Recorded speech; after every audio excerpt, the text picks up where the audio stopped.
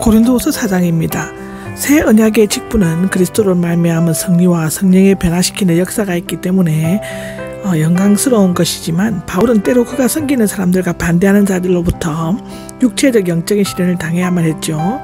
이제 그는 자신이 겪었던 어려운 경험들을 회고하면서 자신을 끝까지 붙잡아 주었던 성령의 능력과 자신의 직분이 가지는 영원한 전망에 대해서 언급하고 있습니다. 1절에서 6절까지는 언약에 비해 월등한 새 언약의 직분을 자세를 논하고 있는데 자신이 아닌 예수를 전하는 것을 강조하고 있죠. 여기 그러므로가 나오는데요. 이 그러므로는 앞에 3장 12절 이하 특히 17장 17절 18절에 나와 있듯이 복음의 일꾼으로 영광과 자유를 얻고 있으므로 이 직분은 사역, 봉사, 도움, 후원, 기부 등의 뜻이 있고 새 계약의 직분은 살리는 직분, 의의 직분, 자유와 영광이 넘치는 직분이다라는 것입니다. 이 직분은 하나님의 자비하심을 힘입어 받았다인데 이것은 여기를 통해 일관하는 사상이며 바울 자신이 해심 경험에서 비롯된 것 같다고 사도행전 9장에 얘기하고 있죠. 그는 기독교에 박해자였기 때문에 자신을 아무런 가치도 없는 자로 생각했고 자신의 무지와 불신앙 때문에 하나님의 자비심을 입은 것으로 믿었습니다. 디모데전서 1장 3절에는 그렇게 기록되어져 있습니다. 하나님의 자비하심은 숱한 고난과 시련 가운데서도 바울을 지탱해 주었습니다. 고린도후서 1장에 나오죠. 절망감을 극복할 수 있게 해주셨죠. 이 직분을 받은 바울은 낙심하지 않았다인데 이 낙심하다는 악에서 굴복하다 용기를 잃다의 뜻이 있고 무기력한 급장애를 나타낼 때 사용되었습니다. 바울은 다른 사람의 비판에 두려워서 잠잠하거나 아무것도 하지 않고 가만히 있지는 않았다고 기록되어져 있습니다. 부끄럽기 때문에 숨겨두었던 일들을 버렸다인데 숨겨두었던 일들은 바울을 대적하는 거짓 사도들이 사람들을 속이거나 실속해 하는 일을 양심에 가책없이 행하는 음흉하고 창피스러운 행동을 의미합니다. 여기에 버렸다는 선포하다, 부인하다, 금하다 제2부정가거형으로서 바울이 미련 없이 내어버린 것을 의미하는데요. 바울은 항상 진리를 분명하게 제시했기 때문에 하나님 앞에서 그들 각 사람의 양심과 자신의 진실함에 호소할 수 있었다라고 기록되어져 있습니다. 강교하게 행하지 않았다인데 이 강교는 영리함, 궤변, 교활, 교모의 뜻이 있으며 원래는 이기적인 목적을 달성하기 위해 수단 방법을 가리지 않고 무엇이든지 하는 것을 나타내는데요. 마귀가 하는 교활한 행동이라 바울이 속이는 거짓 사도에 관해 말하고 있는 것입니다. 하나님의 말씀을 왜곡하지 않았다인데 왜 왜곡하지 않았다는 원래 올무에 걸리거나 부패한 것을 의미합니다. 여기에서는 나쁜 동기에서 임의적으로 변경하거나 불순물을 섞어 약의 효과를 떨어뜨리는 것처럼 복음의 본질을 왜곡시키는 것을 나타내는데요. 대적자들은 바울의 모세의 율법을 지키라고 가르치지 않았음을 복음의 질을 떨어뜨렸다고 비난했지만 오히려 그들이 하나님 말씀을 왜곡하였다라고 기록하고 있습니다. 하나님 앞에서 각 사람의 양심에 우리의 자신을 그리낌없이 내세웠다가 나옵니다. 바울은 자신이 진리고 하나님의 말씀을 숨김없이 순수하게 전했다는 사실을 자신에게 호의를 가진 자나 반대하는 자에게나 그 양심적 모든 사람이 가지고 있는 도덕적 판단 능력에 스스로 호소하였죠. 하나님 앞에서는 자신에게 주어진 일을 누구에게든지 공평하고 순수하게 행하여야 됐음을 가리킵니다. 고린도후서 2장 17절에 기록되어져 있습니다. 못하는 자들이 있다면 그것은 복음 전파에 부족함이 있거나 그 내용에 애매한 점이 있기 때문이 아니라 그들이 멸망하게 될 자이기 때문이라고 말했습니다. 바울은 누구든지 이해할 수 있고 공개된 방식으로 복음을 전파했지만 그것을 받아들이지 않는 것은 그들의 마음의 무지와 불신앙의 수분이 씌어져 있었기 때문이라고 성경 고린도전서 1장 18절, 2장 14절에는 나와 있습니다. 그들의 경우는 나오는데 복음이 가려져 깨닫지 못한 이유를 설명하고 있는 것이죠. 이 세상의 신이 나오는데 직역을 하면 이 세계의 신이 아니라 이 시대의 신으로서 이 시대에만 자기 세상인 것처럼 행동하는 자라는 의미를 가지고 있다고 에베소서 2장 2절에는 말하고 있습니다. 이것은 이 세상 임금이며 이 어둠의 세상 주관자들인 마귀를 가리키는데 마귀는 그리스도에게 패배했음에도 현 세상에 대한 지배를 계속하고 있습니다.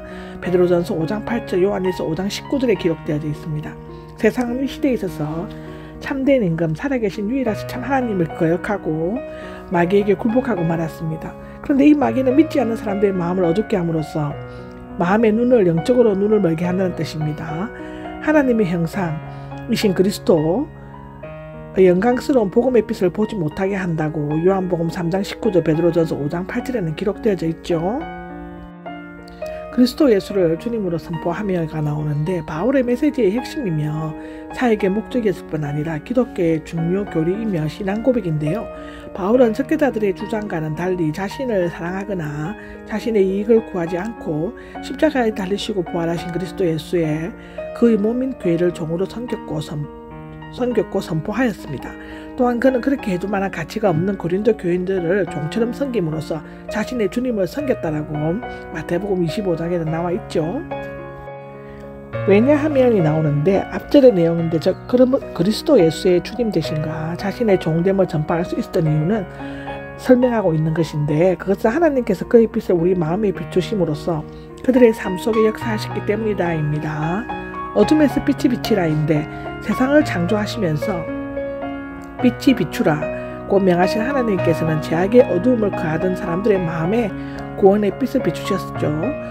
누가복음 1장 사도행전 26장에 나옵니다. 이것은 바울이 다메섹 도상에서 하늘로서 빛이 저를 둘러 비쳤을 때에 그가 체험한 것이었고 부활하신 주님을 만났을 때 그는 새로운 피조물이 되었습니다.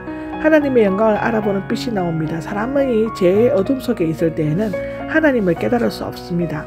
하나님께서 주시는 생명과 구원의 영광을 알 수가 없는 것이죠. 에베소서 4장 18절에는 그렇게 기록되어져 있습니다. 특히 믿는 자들의 삶 속에 비춰지는 빛은 하나님의 구원을 아는 지식과 그리스도의 얼굴에서 보여지고 바울에게서 반사되어 나타난 영광이죠. 우리도 그 빛을 받았으므로 빛에 대해 증거할 수 있고 또 증거해야만 한다고 성경은 기록하고 있습니다. 7절에서 15절까지는 사도 바울의 고난과 소망에 대해서 언급하고 있습니다. 그리스도를 전파할 때 바울은 자신이 귀중한 보배를 담은 한낱 질그릇에 지나지 않는다고 생각했죠. 7절에 이 보배가 나옵니다. 사도직이나 바울이 전한 복음을 가리킬 수도 있으나 여기에서는 바로 앞절에 있는 그리스도의 얼굴에 있는 하나님의 영광을 보는 빛, 즉 지식을 말하고 있으며 곧 그리스도 자신을 가리키고 있음에 틀림없다고 하는데요. 질그릇은 로마 제국에서는 개선 장군의 행렬을 할 때 은하를 넣은 질그릇을 들고 뒤따르는 일이 있었다고 하는데요. 우리가 영화에 보도 그런 장면이 나옵니다. 아마 여기에서는 기드온이 항아리 속에 빛을 숨긴 것이 직접적인 인용 배경이 되었을 수도 있습니다. 성경에서는 연약하고 깨지기 쉽고 가치 없는 것이지만 주인이 쓸 수 있도록 깨끗하게 하라는 것 또한 토기장이가 질그릇을 반드시 하나님께서 창조하신 것을 비유적으로 표현하고 있는데 바울의 삶의 특징은 자신이 무가치하고 연약하고 무가치함을 깊이 인식하고 이에 비교하여 자신이 전하는 메시지는 영광스러운 것임을 깨달은 것입니다. 에베소서 3장의 7절 9절에 나옵니다. 여기 엄청나게 큰 능력인데 보통 한계를 넘는 힘을 의미하죠. 하나님의 영광이나 은혜, 힘, 사랑 등의 위대함을 나타내는 데 사용되었습니다. 하나님은 강력한 힘의 발전기이시고 보배가 질그릇에 담겨져 있다는 역설적인 진리는 복음의 큰 능력이 전적으로 하나님께 있고 이 능력이 인간의 연약함을 통해 나타냄을 보여줌으로써 인간의 교만과 자랑을 차단시킨다는 것입니다. 역설적 진리가 지닌 역설적 효능을 언급하고 있습니다. 연약한 질그릇 때문에 고통과 한난이 있지만 질그릇 속에 담긴 복음 또는 그리스도 능력 때문에 승리와 영광이 있는 것이죠. 바울은 자신의 체험에 근거하여 질그릇에 담긴 복음의 능력이 얼마나 위대한가를 설명하고 있습니다. 모든 일에 온갖 한난을 겪어도 짓눌려 찌부러지지 않는다. 온갖 한난을 겪다는 포도를 짜는 것처럼 누르다 위험하다. 짜다인데 현재 분사로서 모든 일에 극심한 압박을 당하는 것을 의미합니다. 특히 그는 마게도니아에 있을 때 어느 곳에서든지 환난을 겪었으며 밖으로는 싸움이고 안으로는 두려움이 있었습니다.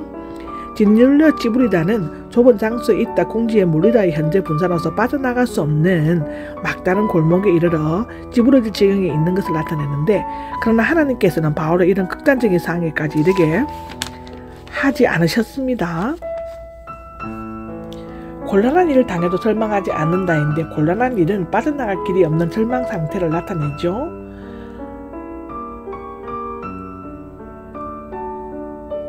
절망하다는 곤란한 일과 같은 어간이며 역시 빠져나갈 수단이나 방법이 없는 것을 나타내는데 바울은 종종 환난을 당할 때 연약한 질그릇처럼 마음이 약해져서 절망하기도 했지만 하나님께서 붙들어 주심으로써 절망하지 않았다입니다. 박해를 받아도 버림받지 않았다. 인데 이 버림받다는 공경에 처하다 던져버리다는 하나님께서 버리지 않으시겠다고 약속하신 말씀 히브리서 13장 5절과 같은 어원으로 되어 있습니다. 하나님은 그의 종이 원수의 밥이 되도록 내버려 두시지 않으시죠.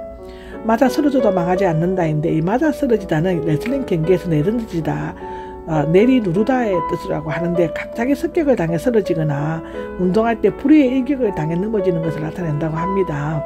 바울은 그리스도의 종으로 박해를 받고 여러 번 죽을 뻔하였죠. 그는 제1차 전도 여행 시 루스드라에서 유대인에게 돌에 맞아 죽게 되었을 때도 구출함을 받았습니다. 사도행전 14장에 나오죠. 그가 맞아 쓰러지는 일이 있어도 그가 전파한 복음의 진리는 결코 망하지 않았습니다. 10절을 보면 앞에 8, 9절에서 말한 역설적인 경험에 대한 결론이 나옵니다. 또다시 그리스도와 연합을 신비롭고 역설적인 언어로 표현하고 있죠. 온갖 한난과 곤란을 겪었고 박해를 받은 것은 예수의 중매심에 연합하는 것이요 거기에서 짓눌려 부러지거나 절망하거나 버림받지 않는 것은 예수의 생명과 연합되기 때문이다인데 그리스도의 십자가의 고난과 죽으심과 부활의 승리, 영광이 실천적으로 적용되고 있습니다. 예수님의 죽으심은 죽은 상태가 아니라 죽어가는 것, 즉 십자가 위에서 예수님이 고통하신 것을 나타내는데 바울은 자신이 날마다 죽는 경험을 고린도 교인들에게 호소하고 싶었던 것 같습니다. 왜냐하면 그것은 바울뿐만 아니라 모든 그리스도인들이 경험하기 때문이지요. 맨날 우리 스스로 죽어야 합니다. 그리스도인들은 자기 자신을 죽여야지만 하나님을 만날 수 있는 것입니다. 그 매일 죽는다는 뜻은 그런 뜻입니다. 정말로 목숨을 죽고 몸을 해하는 게 아니라 내 안의 영을 내 스스로가 나 자신을 죽여야만 우리가 하나님을 만날 수 있다는 말입니다. 로마서 8장 46절, 베드로전서 2장 21절, 골로새서 1장 24절에 나옵니다. 바울에게는 예수님을 위해 전가함으로써 매 맞고 돌로 침을 당해 상처를 입은 육체의 흔적이 있었는데요.